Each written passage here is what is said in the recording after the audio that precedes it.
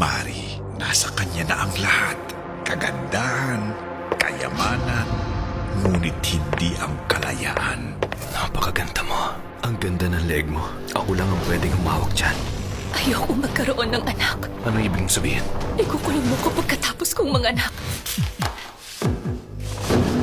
Hanggang kailan siya nakakulong sa pag-ibig ng kanyang asawa? Nag-report ako sa police station pero wala ring nangyari. Marami na akong pinuntahang lawyers. Wala ni isang pumanig sa akin dahil kinausap na ni Franco ang mga yun. Ano bang masama kung maging selfish ang pagmamahal at pagpapahalaga ko sa'yo? Ganun naman ang lahat. Ang gamitin ng kapangyarihan para durugin ang asawa. Kapag hindi na tama ang pagmamahal, talagang nakakasakal. Tandaan mo to. Ang mama mo na pinakamamahal mo ay nasa akin. Franco, parang awa mo na hayaan mo na ako makahinga.